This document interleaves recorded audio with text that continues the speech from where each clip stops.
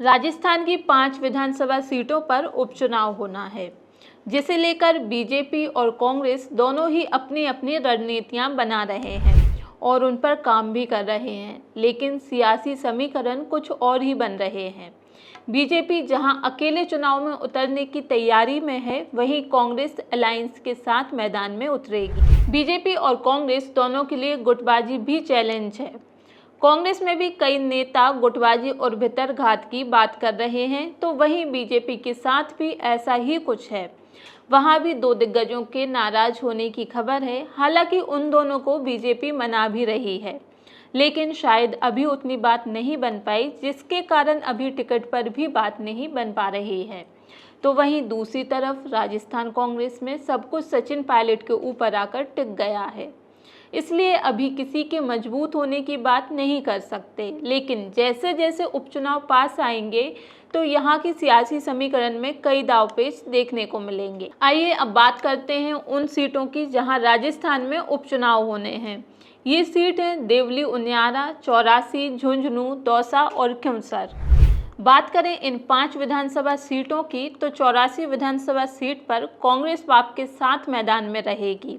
वहीं बीजेपी के सामने चुनौती ये है कि किस चेहरे पर दांव लगाएं। झुंझुनू विधानसभा सीट की बात करें तो यहां से कई बार के विधायक ब्रजेंद्र ओला अब कांग्रेस से सांसद बन चुके हैं। यहां पर बीजेपी किसे मैदान में उतारेगी, यह अभी तय नहीं दिख रहा है। हालांकि यहां पर सालों से ओला परिवार का दबदबा है। वहीं दौसा से विधायक मुरारीलाल मीणा अब कांग्रेस के टिकट पर सांसद बन चुके हैं, जिसे लेकर यहां पर बीजेपी बड़ी तैयारी कर रही है। बीजेपी यहां पर जातिगत समीकरण साधकर चल रही है। इस सीट पर कांग्रेस और भाजपा की अच्छी टक्कर मानी जा सकती है। खिंवसर विधानसभा सीट को देखा जाए तो यहां से बीजेपी अकेले मैदान में रहेगी, लेकिन कांग्रेस गठबंधन में रहकर चुनाव लड़ने की तैयारी में है। वैसे यहाँ पर बहुत कुछ हनुमान बेनीवाल पर भी तय रहेगा। अब बात करते हैं उस सीट की जहाँ पर भाजपा को मुश्किल आ सकती है, और यह सीट है देवली उनियारा। यहाँ से 2 बार के विधायक हरीश मीणा अब कांग्रेस के टिकट पर सांसद बन चुके हैं।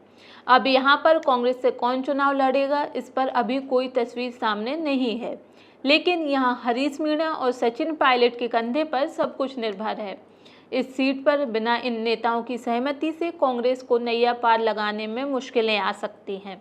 वहीं बीजेपी यहां से किसी गुर्जर नेता को ही उपचुनाव में उतारेगी, क्योंकि बिना गुर्जर चेहरे के बीजेपी को जीत मिलना थोड़ा मुश्किल है। राजस्थान में होने वाले इन 5 सीटों के उपचुनाव के परिणाम बहुत रोचक होने वाले हैं, क्योंकि यहीं से आगे की राजनीति तय होगी।